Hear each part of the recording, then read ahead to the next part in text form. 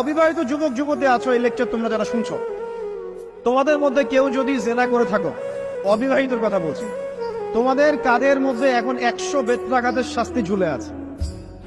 সূরা নূরের 1 থেকে 3 নম্বর আয়াত পড়ে দেখবে, অবিবাহিত যুবক যুবতী যদি জেনা করে তাদের শাস্তি হচ্ছে 100 বেত্রাঘাত, তাও জনসমক্ষে, এবং এক বছরের জন্য নির্বাসন। এই বিধানগুলো যদি পৃথিবীর কোনো দেশেও না থাকে, আসমানে আছে।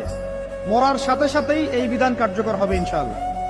বাঁচার মধ্যে কি একটাই উপায় আছে। এই লেকচার কানে চলে গেছে, অনতি বিলম্বে ওযু করবে, ওযু করে খালেস ভাবে রাতের শেষ রাতে জায়নামাজ বিছাবে, জায়নামাজ বিছিয়ে আল্লাহর সামনে দাঁড়িয়ে 2 রাকাত নামাজ পড়বে, পড়ে নিজের পাপের কথা স্মরণ করে চোখ দিয়ে দরদর করে পানি ফেলে দিবে, আল্লাহকে সিজদায় গিয়ে বলবে, আল্লাহ আমি জিনা করেছি, আমাকে মাফ করে দাও, আমার এই পাপের কথা কেউ জানে না, তুমি জানো, মাফ করে দাও। এই মাফ নেওয়ার পরে আবার ওই যার সাথে করেছেন ওর সাথে আবার লিঙ্ক আপ করার চেষ্টা করেন না, আসো আমরা জেনা করেছিলাম, আসো বিয়ে করে নেই, এটা সলিউশন না। জেনা করেছেন, আগে তওবা করে ফিরে আসতে হবে, তারপরে পুরো জীবন ইসলামিক লাইফ লিড করতে হবে। আল্লাহ যদি দেখেন যে হ্যাঁ আপনি ঠিকঠাক তওবা করে আল্লাহর পথে চলছেন, আল্লাহ তখন আপনাকে নেককার স্ত্রী দিবে ইনশাআল্লাহ। এই এই এই একমাত্র রাস্তা যুবকদের জন্য এবং যুবতীদের জন্যও।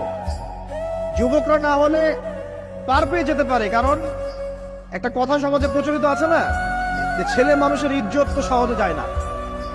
গোপন হয়ে গেছে, কেউ জানে না, আল্লাহ মাফ করে দিয়েছেন, সে হয়তো পার পেয়ে গেল। কিন্তু এই যে মেয়ে, তুমি যে 8-10টা ছেলের সাথে জেনা করেছো, তোমার ইজ্জতের কি হবে?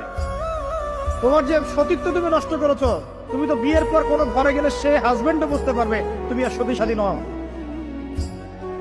তখন তোমার কি হবে?